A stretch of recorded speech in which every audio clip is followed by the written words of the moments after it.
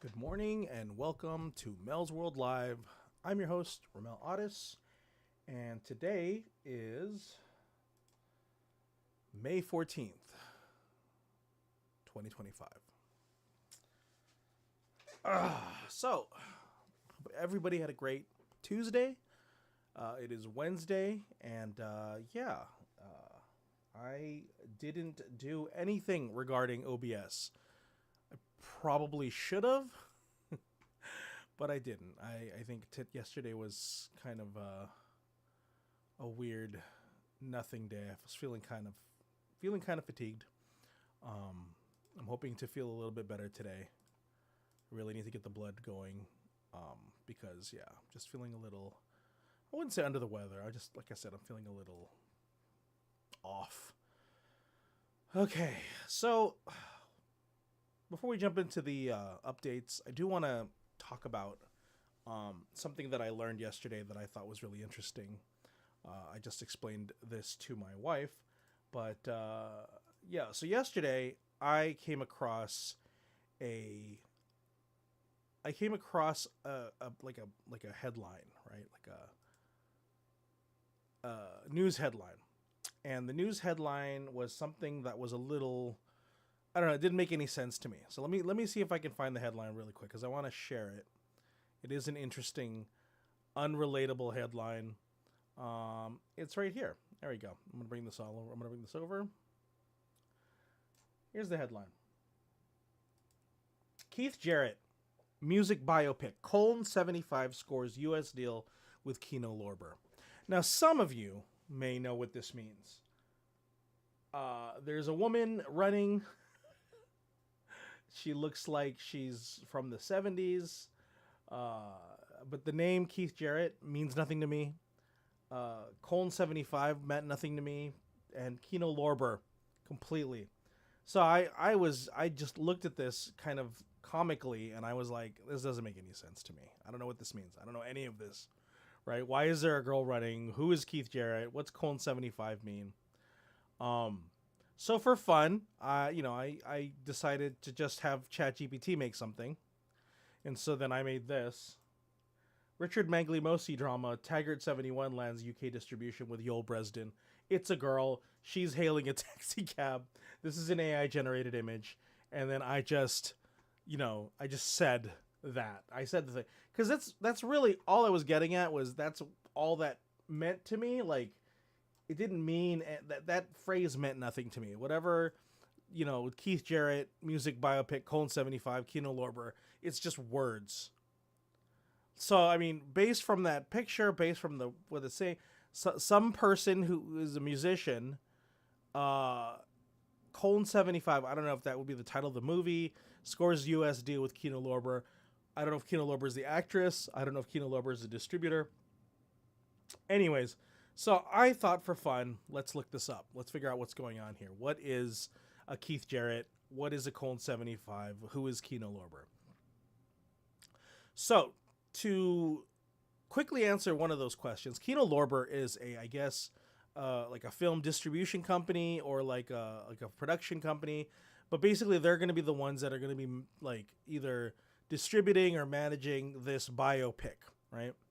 Colon 75 is a concert that took place in 1975 in Cologne, Germany, or France. Cologne. Anyways, and then Keith Jarrett, turns out, is he's a jazz pianist. He's a very famous jazz pianist. He toured with Miles Davis. Um, and so I looked up what is Cologne 75. What is Cologne 75? And the story is, and once again, for those who know, they know. For those who don't, it's really fucking fascinating. So, Keith Jarrett, famous jazz pianist in the U.S., is asked to play in Cologne, I think Germany, um, in Cologne, Germany in 1975 at an opera house. And this is something that this would be his first European tour because jazz in Europe wasn't super popular. And so the girl in the photo is a representation of this girl named Yera, who was a 17-year-old concert promoter. So she promoted a concert to get Jarrett into Cologne. Problem was there was scheduling conflicts, and the opera house wouldn't have availability until 11:30 p.m. that evening because it literally had an opera perform the day before. So for people who don't know much about music, concert throwing, it's a lot of fucking work to break down a full opera production and stand up a full jazz concert performance, right? There's completely different things. I'm sure there's some shared elements, but ultimately it's a completely different AV setup, right? There's a whole bunch of stuff different. On top of that, it's sold out. Everybody in Europe or in that area in Cologne knew who Jarrett was. They wanted to be there. They wanted to witness jazz, you know, in Cologne. So it's a sold out concert. They send him. He's playing the night before, right? Usually musicians break up their performances because they need rest. There's travel time. You want to make sure there's a little bit of downtime. But the scheduling was just a conflict nightmare. He had to perform in Zurich, Switzerland, and then go to Cologne to perform the next day. So they gave him an airfare ticket, like he could fly from Zurich to Cologne. Instead, and this is on him, he decides to cash out that ticket and drive in a Renault 500 miles, 700 kilometers from Zurich to Cologne with one of the executives from his record label. So this 500-mile trip just destroys his back, right? This Renault, and I would assume European roads in the 1970s were not good on the body, right? So this guy who drives 700 kilometers, 500 miles, arrives in the afternoon, right, of the night of the performance, and the performance is at 11:30. Now, here's another problem. He requested a very specific piano, and I'm not gonna try to recall from memory, but it's a very German sounding piano with starts with a B, like you know what, I'm gonna do it anyways, like the Berhendolf or something. It's like a really famous grand piano, and the promoter Yera confirms with the venue that they have a Bergendolf or whatever, but the miscommunication was the one he wanted was a grand, and the one they had was like a basement baby grand that's only used for rehearsals and has been out of tune for years. And on top of it, the pedals are broken, the high and the low registers are broken, so only the middle of the piano works. And even the little black keys are kind of messed up. So he arrives in the afternoon of the concert that's happening at 11:30, starving because he hasn't eaten the entire drive. His back is in so much pain that he has to wear a brace. And now the piano he needs to perform, which once again, he's a jazz pianist, so this is his weapon of choice, right? This is what you perform on, is broken. And so he's pretty much ready to quit. He's done. You don't have the piano I want. I'm in miserable pain. I've traveled for 500 miles. But the problem is, and this is on Yera now, she sold out this opera house. It's absolutely sold out. It's too late to refund people. So she's begging him to play, and so he says, "Get me that piano, or I'm done." So she has less than 5 or 6 hours to find a piano. Finds it, gets the tuner to get everything ready, and the piano tuner's like, "Listen, it would be impossible to bring this piano in the time that you need. and get it tuned. The best you are to hope for is I can try to tune this piano to the best of my abilities. This sad, broken rehearsal piano. So she says, fine. So he gets to work. This tuner just gets to work and starts trying to make this piano, tries to salvage it. Meanwhile, she takes him to an Italian restaurant, and because she wants to get him fed, right? He wants to be prepared for the concert. The Italian restaurant has such bad service, and they take so long that by the time the food's ready, he's got to go. He's got to perform. So now he's pissed. He's starved. He's in pain. He's gonna have to use a shitty piano, and now he doesn't have any food. He's like, I can't do this anymore. I'm done. And so he's about to cancel when the audio engineers tell him that they're already mic'd up. They've already done the work. They've gotten all of the sound ready to record this set, and Jared thinks about it and goes, fuck it. I'm going to play just so we could remember this audio recording, right? You've already done the work. The audience is already there. We're just going to go and do it, right? And so he proceeds at 11:30 at night on a broken piano to perform the concert.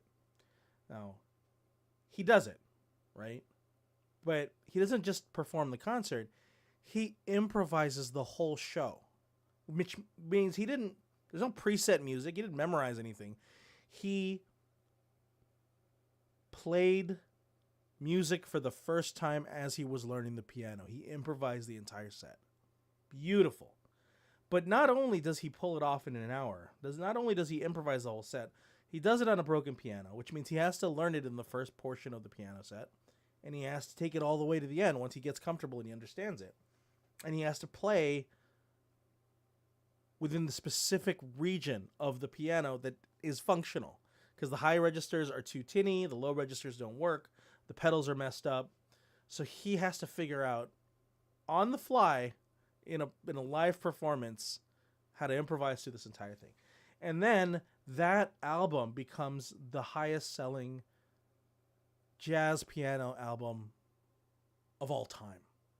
It's the highest selling. And I think the highest selling pianist album, something like that. You could look up the facts. But the reality is,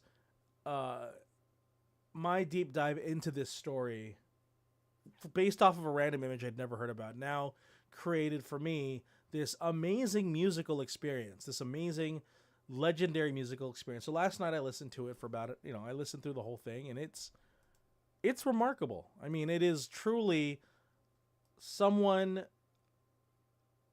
doing something that you would never imagine that they could do.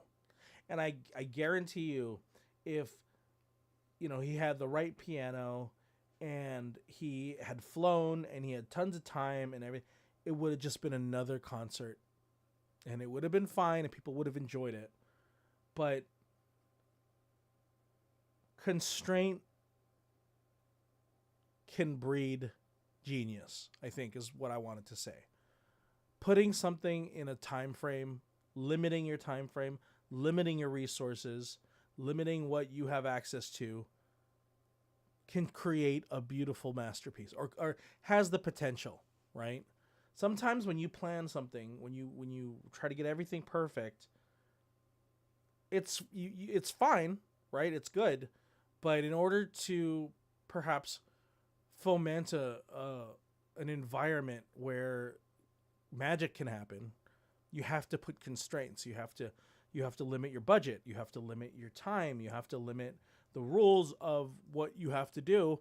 And putting yourself in a constraint allows you to force creativity, right? Because you have to make up for what you lack in other ways. You have to think outside of the box. You have to be creative.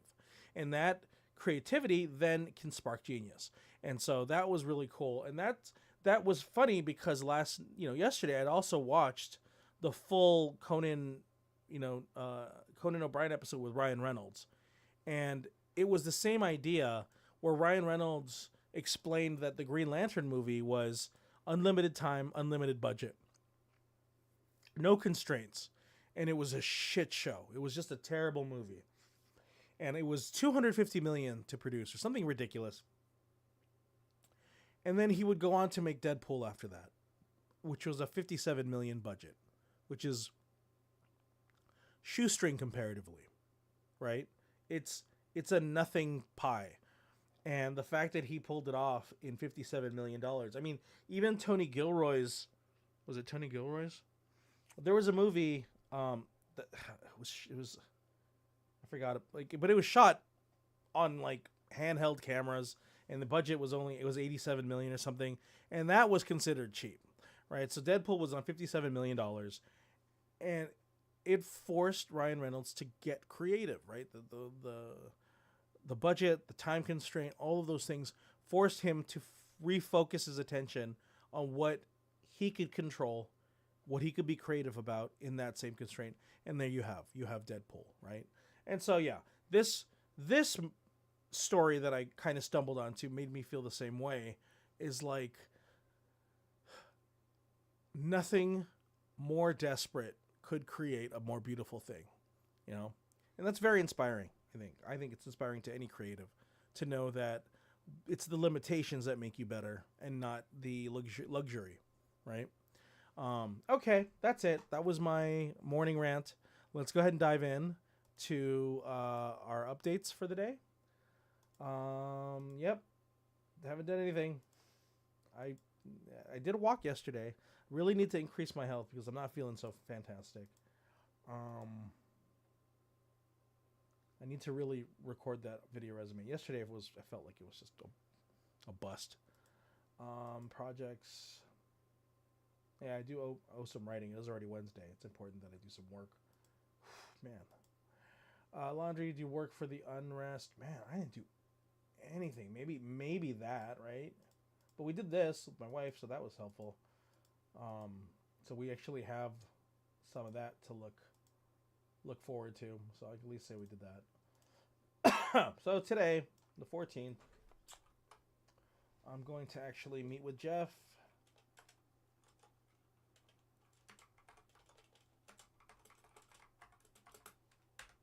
I have to do some writing for the unrest. That's the thing, right? I have projects that I have to do, and I don't have any deadlines, and that lack of deadline makes it easy to not do it. So I'm hoping that today I get a little bit more done, that I feel less like crap, because I feel like crap. And then, yeah, we just have a better day. Okay, I think that's it. I don't think there's anything else going on here. Just want to be able to knock off some stuff from the list, get things a little bit more organized, and hopefully we just have a better day. All right. Thanks for tuning in. I'm glad I could talk about Cold 75, and I hope if you have a chance to listen to it, check it out. The Cold 75 concert, you have to, if you listen to it with everything, I mean, if you listen to it raw, that's one thing, but if you listen to it with knowing the backstory, it could potentially be just an amazing experience. So thanks for tuning in. We'll see you tomorrow, 8:30. This is Ramel Otis, and this is Melzworld Live. Thanks.